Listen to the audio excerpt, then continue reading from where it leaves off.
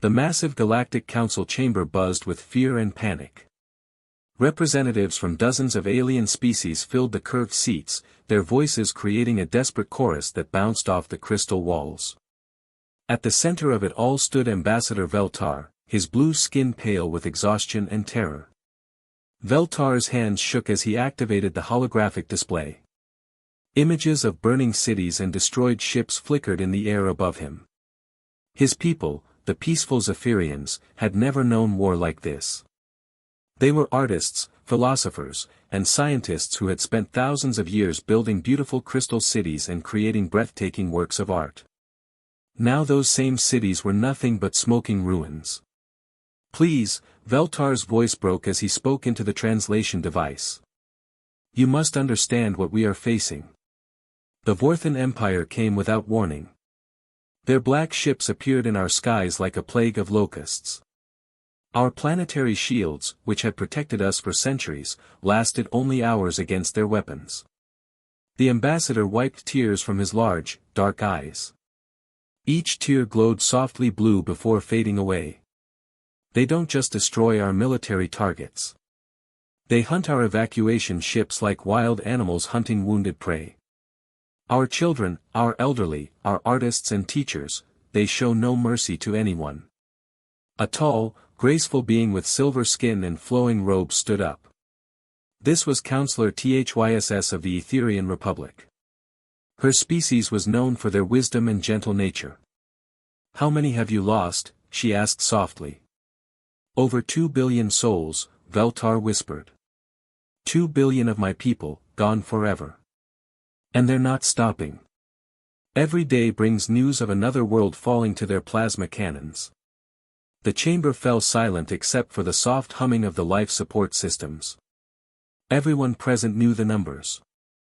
The Galactic Council's combined peacekeeping fleet numbered only 3,000 ships.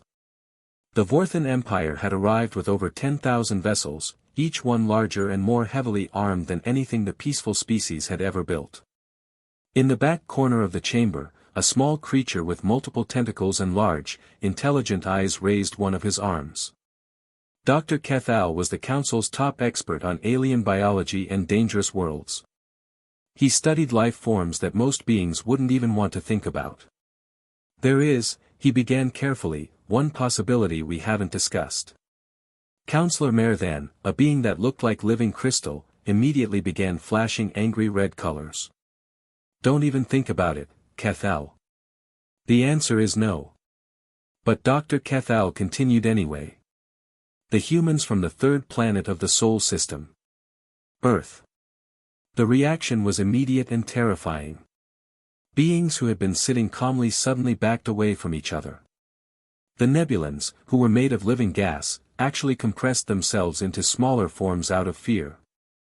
Even the brave Etherians pulled their robes tighter around themselves. You can't be serious, Counselor Merthan said, his crystal body now flashing between red and orange. Those creatures are monsters. They come from a world that actively tries to kill everything living on it. Dr. Kethal nodded sadly.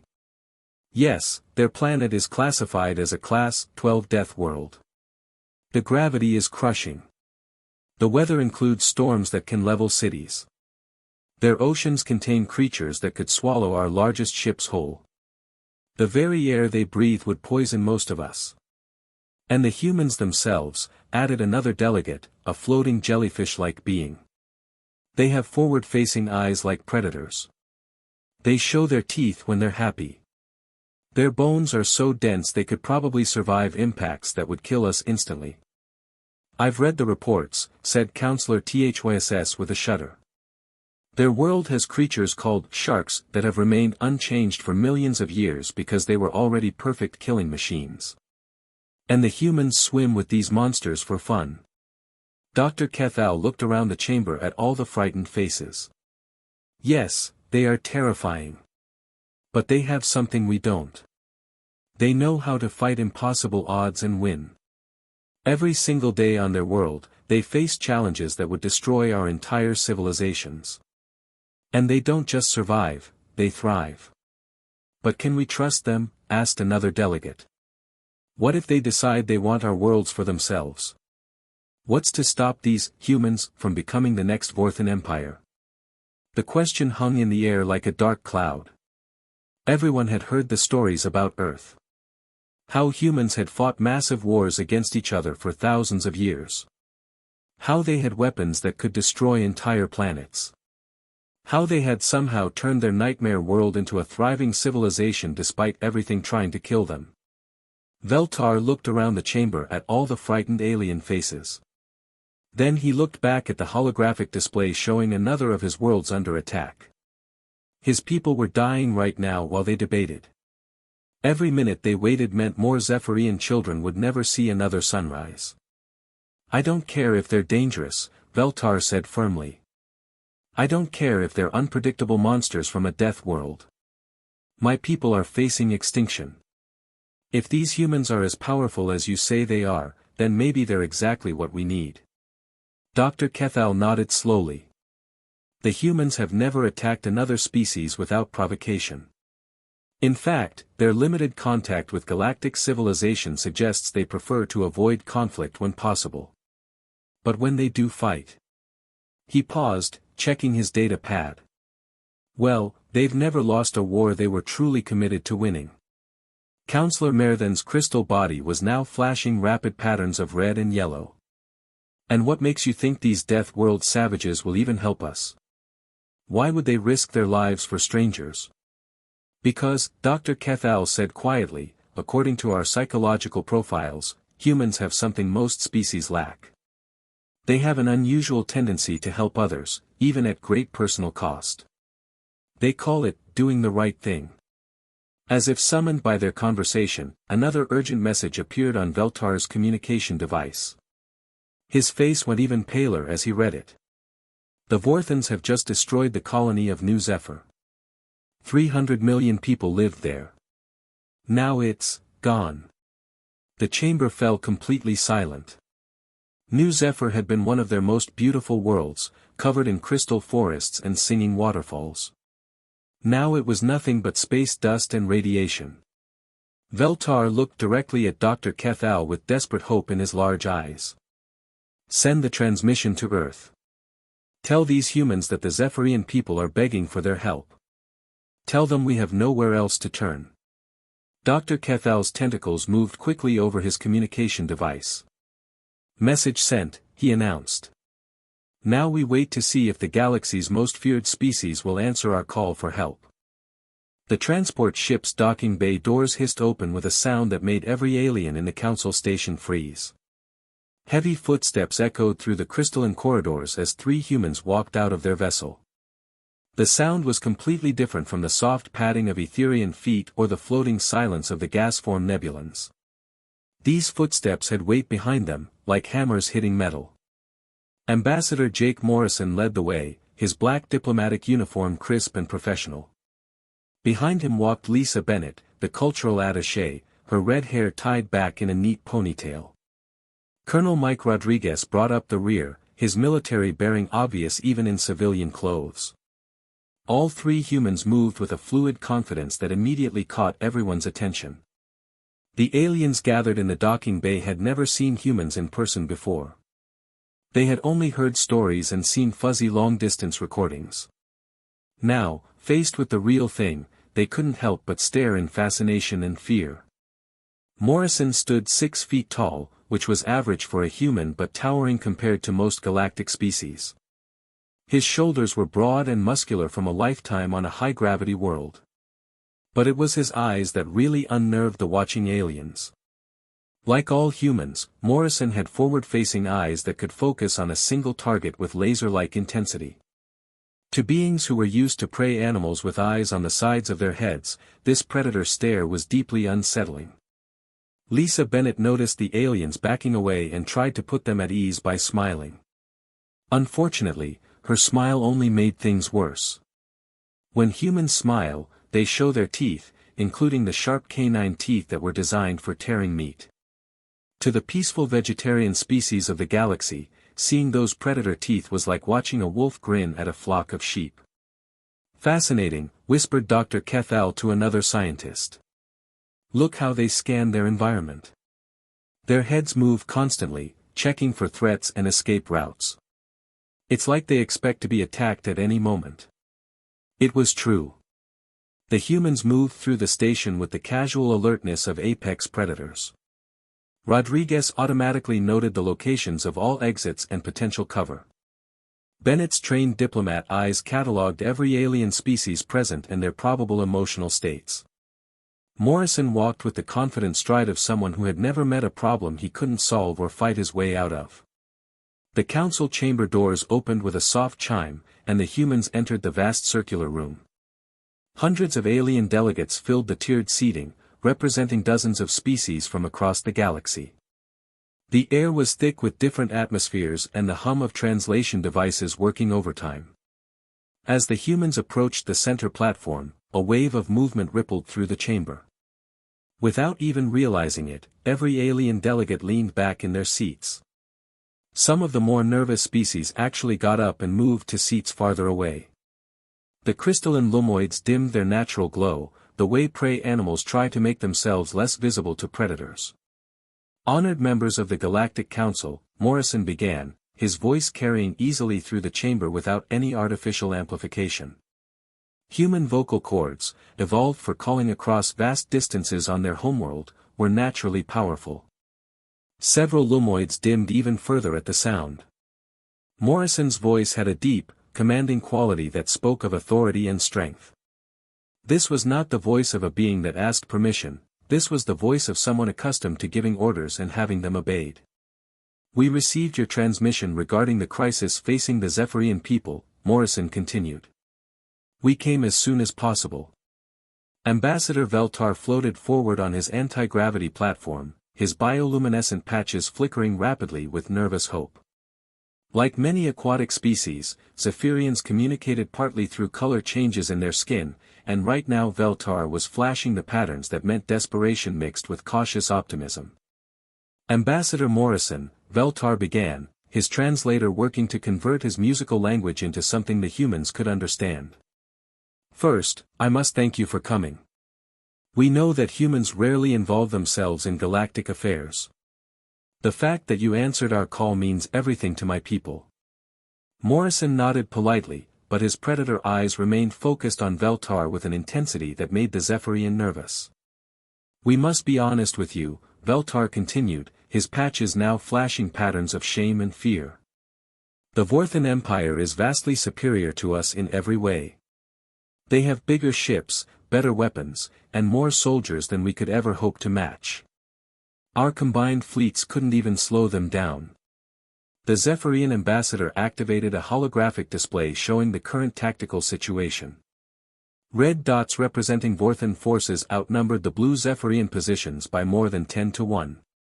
Several alien delegates made sounds of dismay at seeing the overwhelming odds laid out so clearly. We can offer you compensation, of course, Veltar said quickly, desperate to make the deal attractive to these dangerous beings. Rare crystals from our core worlds, access to our advanced medical technology, even territorial concessions in our outer systems. We know that humans value resources and territory, and we're prepared to be generous. But Morrison held up one hand, stopping Veltar mid-sentence. The gesture was so sudden and commanding that several aliens actually jumped in their seats.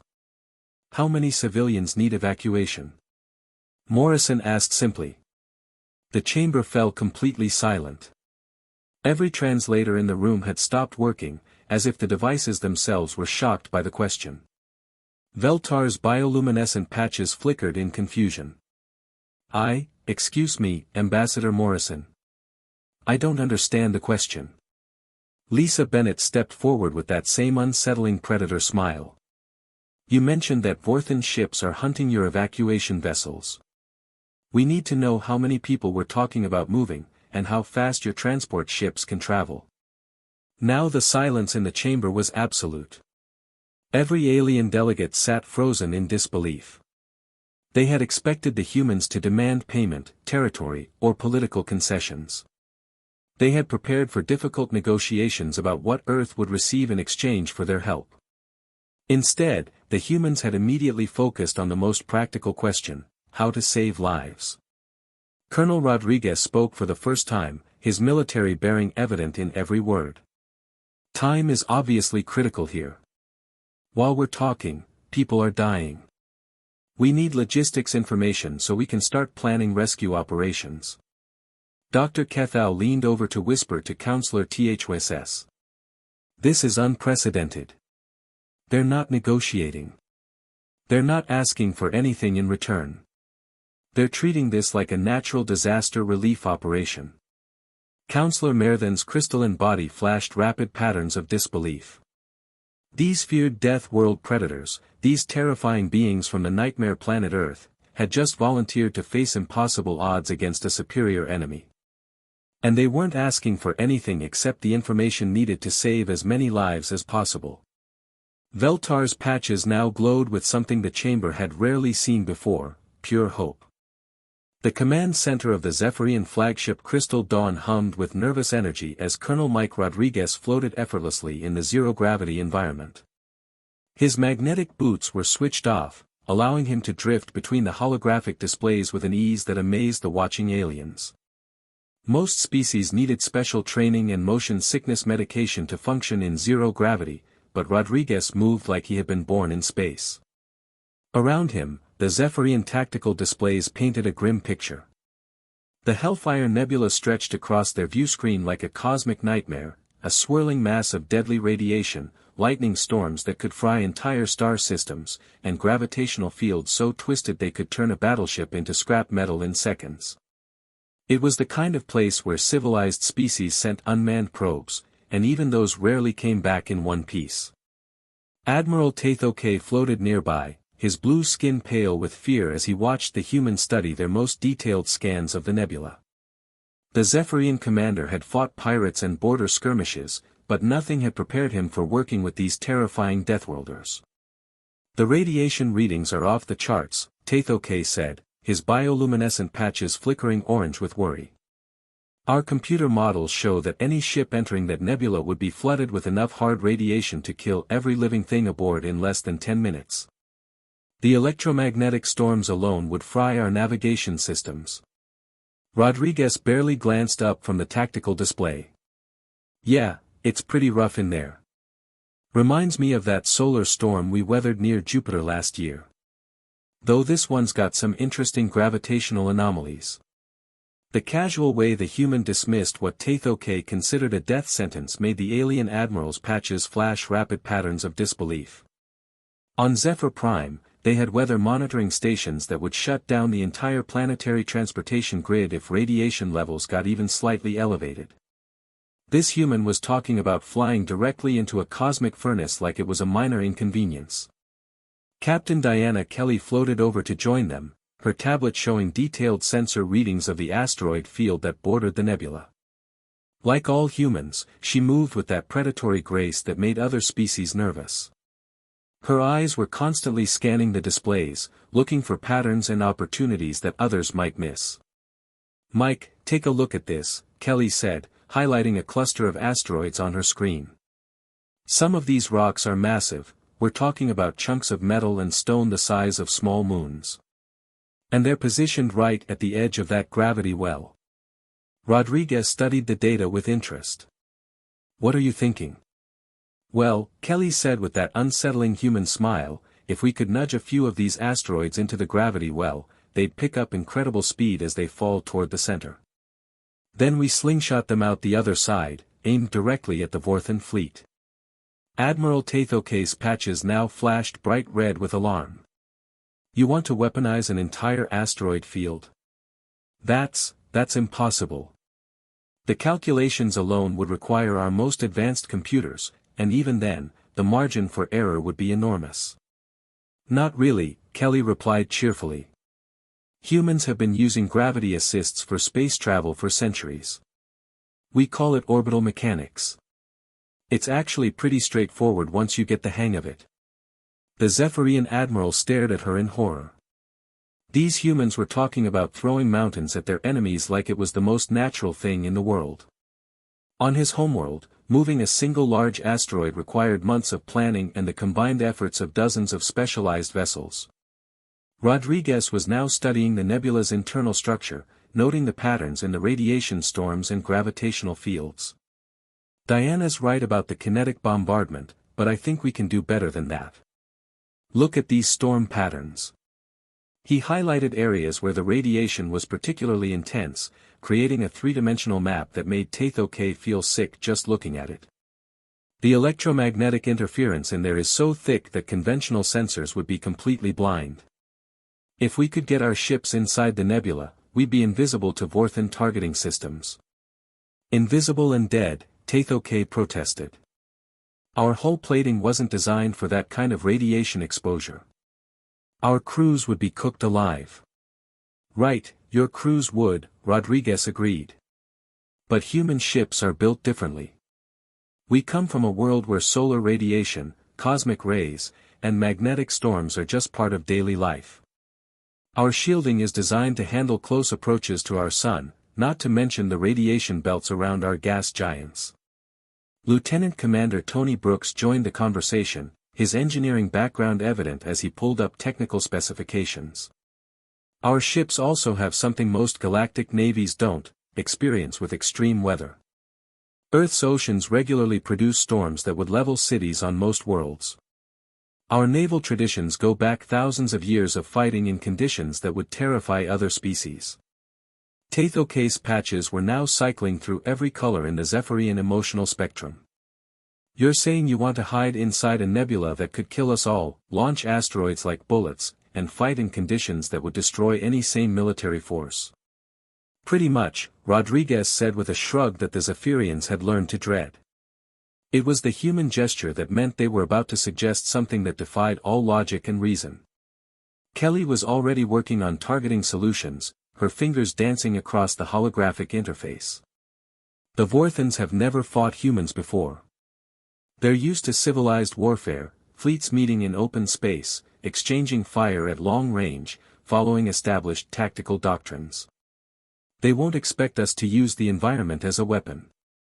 But this is suicide, Tatho-K insisted. Even if your ships could somehow survive in that radiation storm, how would you navigate? How would you communicate with each other? How would you even find the enemy? Brooks pulled up another display showing human ship designs. Our vessels are built with redundant systems specifically for operating in hostile environments. Multiple backup navigation arrays, hardened communication systems, and manual override capabilities for everything. When you come from a world where everything is trying to kill you, you learn to prepare for the worst. Rodriguez was already sketching out battle formations on the tactical display. Here's what I'm thinking. We send the Zephyrian fleet around the nebula's edge, stay at safe range and provide covering fire. Meanwhile, human vessels enter the nebula from multiple points. We use the radiation storms as cover to approach the Vorthan fleet undetected. And then? Tatho-K asked, though he wasn't sure he wanted to hear the answer. Then we hit them from inside the storm, Kelly said matter-of-factly.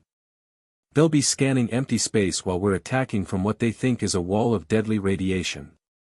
By the time they realize what's happening, we'll already be among them. The Zephyrian admiral looked around the command center at his own officers, seeing the same mix of terror and amazement on their faces. These humans were planning to do the impossible, and they were talking about it like they were planning a trip to the grocery store. On our world, Tatho-K said slowly, we have a saying, only the mad would dance with death itself. Rodriguez grinned, showing those predator teeth that reminded everyone why humans sat at the top of Earth's food chain. Good thing we're all a little mad then. Admiral Kreshvar stood on the bridge of his flagship Dark Conquest, his scaled hands gripping the command rail as he stared at the tactical display in complete bewilderment. For over 2 centuries, he had commanded Vorthan fleets across the galaxy, crushing resistance with overwhelming firepower and superior tactics. He had conquered 47 star systems and never lost a single major battle. But what he was witnessing now defied everything he knew about warfare. The human ships were flying directly into the Hellfire Nebula like moths diving into a flame. The radiation levels inside that cosmic storm were so intense they could cook the crew of a battleship in minutes. The electromagnetic interference was so thick it would blind any targeting system ever built. The gravitational anomalies were powerful enough to tear apart asteroids. No sane commander would ever order his ships into such a death trap. "Sir, the human vessels are maintaining formation even inside the radiation storm," reported his tactical officer, a young Vorthan whose voice trembled with disbelief. "Our sensors can barely track them through all that interference, but they seem to be functioning normally." Kreshvar's black eyes narrowed as he watched the display. His species had evolved on a world with stable weather and predictable conditions. The idea of deliberately flying into a cosmic hurricane was beyond their understanding. "Increase power to our scanning arrays. I want to know what those Deathworlders are planning."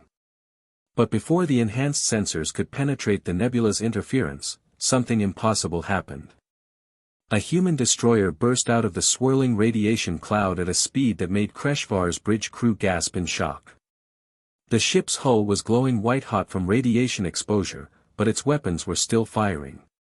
Captain Diana Kelly's voice crackled across the Vorthan communication channels, somehow cutting through the electromagnetic interference that should have made long-range communication impossible.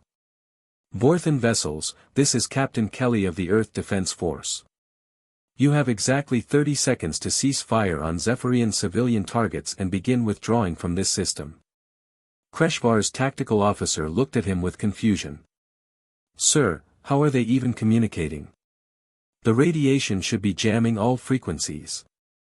"Earth technology," Kreshvar growled. He had studied reports about these mysterious Deathworlders. Their equipment was built to function in conditions that would destroy normal galactic technology. "Target that destroyer and fire everything we have." Dozens of plasma cannons swiveled toward Kelly's ship, unleashing a barrage that lit up the space between the fleets. The concentrated firepower was enough to vaporize a space station, but when the energy blasts cleared, the human destroyer was still there, its armor scarred but intact. "Impossible," whispered the tactical officer. "Nothing can survive that kind of concentrated fire." But Kreshvar was beginning to understand. These humans came from a world where survival meant enduring the impossible every single day. Their ships weren't just built to fight other vessels, they were built to survive in an environment that was actively trying to kill them. Suddenly, massive chunks of rock began raining down on the Vorthan fleet from impossible angles. Asteroids the size of city blocks slammed into ship after ship, moving at velocities that made them more destructive than any weapon in the Vorthan arsenal. "Where are those coming from?" Kreshvar demanded, but his sensors couldn't track the projectile's origin through the nebula's interference. What he didn't know was that humans had been using gravitational physics for space travel since their early atomic age. Captain Kelly and her team were using the nebula's own gravity wells to accelerate asteroids to incredible speeds, then launching them like cannonballs at the Vorthan fleet. "Sir, another human ship is approaching from Sector 7, reported the sensor operator, his voice rising with panic. Colonel Rodriguez's cruiser materialized out of the radiation storm like a ghost ship emerging from fog. Its hull was actually glowing from the intense radiation exposure, but somehow the vessel was not only functional but aggressive. Plasma fire that should have melted its armor barely left scorch marks." "How are they still alive in there?" the tactical officer asked, staring at the radiation readings. "Those levels would kill our crew in seconds." Kreshvar studied the human ship's design through his targeting scope. The armor plating was incredibly thick and layered, designed not for battles against other ships but for surviving atmospheric re-entry at enormous speeds. These vessels were built to dive through the burning atmosphere of their death world and emerge intact.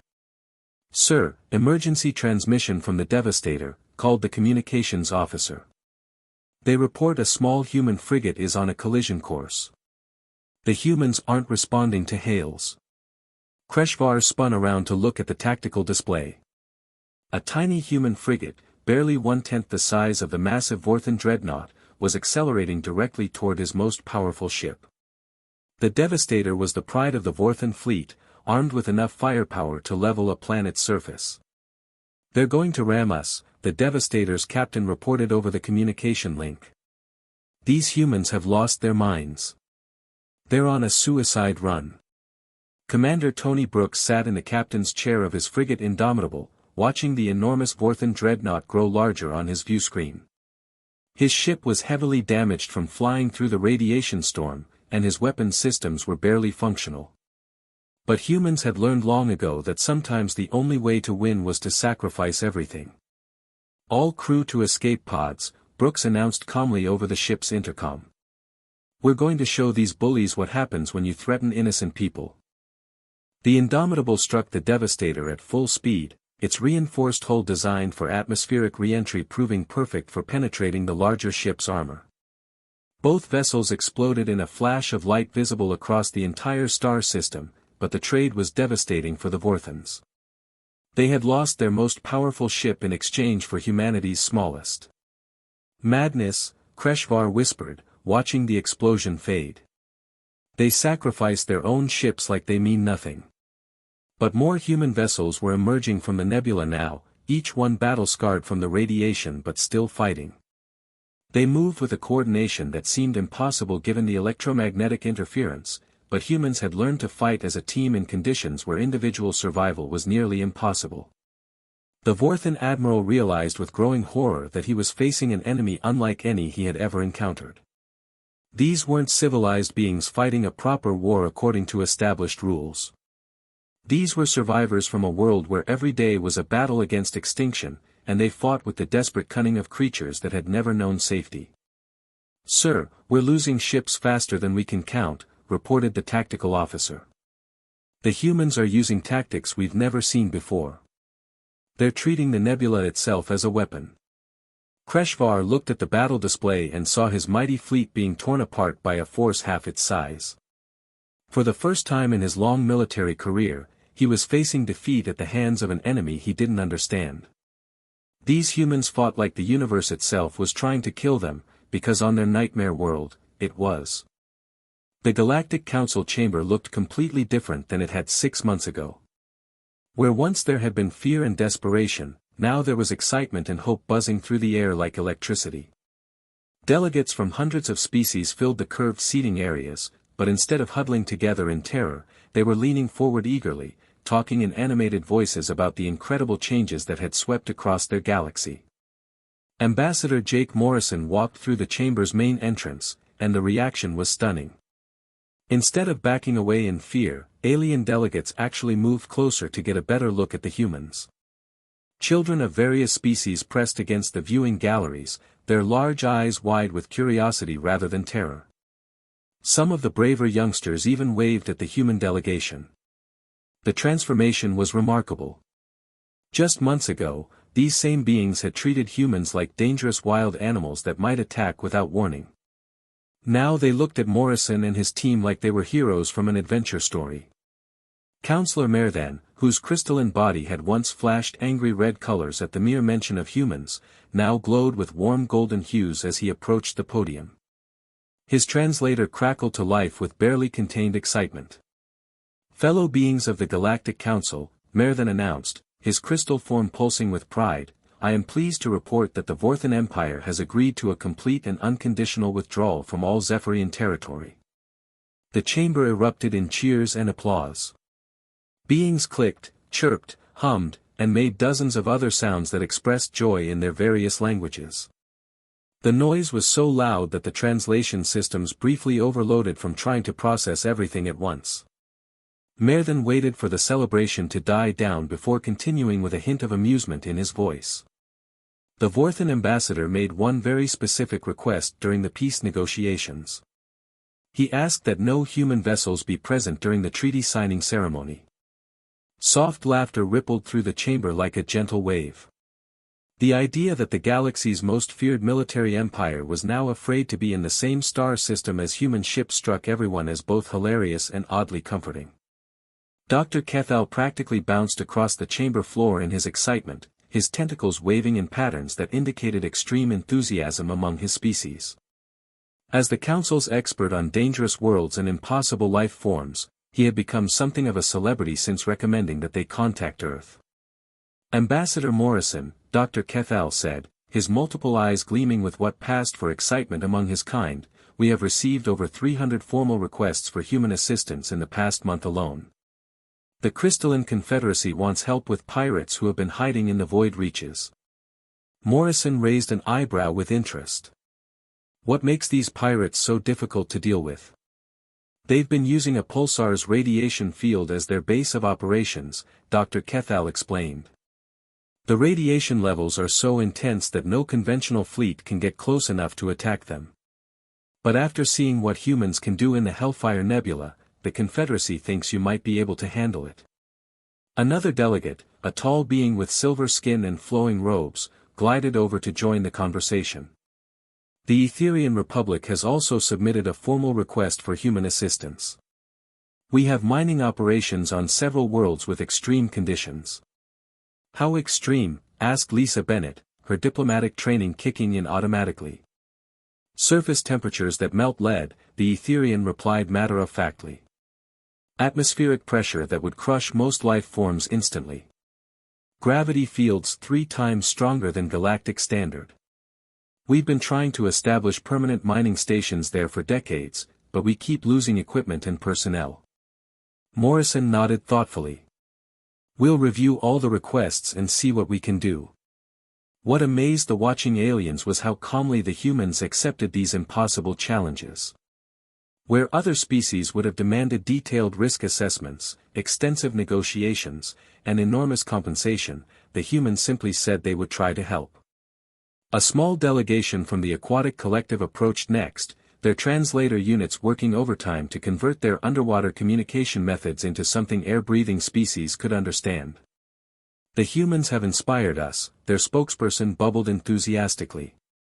If beings from a death world can be so noble and helpful, perhaps we have been too cautious in our own lives. As the formal session ended and delegates began to disperse, Ambassador Veltar floated over to the human group. The Zephyrian's bioluminescent patches were glowing with warm, steady colors that indicated deep gratitude and contentment among his species. Ambassador Morrison, Veltar began, his voice carrying none of the desperate panic that had marked their first meeting, I must ask you something that has been troubling my people for months. Why did you help us? You asked for nothing in return. You risked your ships, your crews, your lives for complete strangers. Morrison exchanged glances with his team before answering. On our world, we learned long ago that survival isn't just about being strong enough to protect yourself. It's about being strong enough to protect others who can't protect themselves. Lisa Bennett stepped forward, and Veltar noticed that her smile no longer seemed frightening. Those predator teeth that had once terrified him now seemed like the smile of a friend. Back on Earth, we have an old saying, with great power comes great responsibility. We've learned to survive in conditions that would kill most life in the galaxy. That gives us certain abilities that others don't have. But it also gives us responsibilities, added Colonel Rodriguez, who had remained quietly in the background during the diplomatic discussions. When you're strong enough to help, and other people are in danger, you help them. It's that simple. Veltar's patches flickered with confusion. But what do you gain from this? Surely there must be some benefit for your species. Morrison considered the question seriously. We gain the knowledge that we did the right thing. On Earth, we have another saying, no one gets left behind. It doesn't matter if they're human or not. If someone needs help and we can provide it, then that's what we do. The simple honesty of the human response left Veltar speechless. These terrifying Deathworlders, these beings who could survive in cosmic radiation storms and fight in conditions that would kill most life forms, were motivated not by conquest or profit but by a simple desire to help others. As the human delegation prepared to leave the chamber, a profound silence fell over the remaining aliens. Dr. Kethal spoke for everyone present when he said, they have redefined what it means to be civilized. A young delegate from a species that had only recently achieved spaceflight raised a tentative appendage. If beings from such a dangerous world can be so noble and selfless, what does that say about the rest of us? It was a question that would echo through the galaxy for years to come. The humans had shown that true strength wasn't about having the biggest weapons or the most advanced technology. True strength was about using whatever power you had to protect those who couldn't protect themselves. As Morrison's team walked back to their transport ship, the sound of their heavy footsteps no longer seemed threatening to the aliens they passed. Instead, those footsteps had become the sound of hope, the sound of protectors walking among those who needed protection. The age of humanity as the galaxy's guardians had officially begun.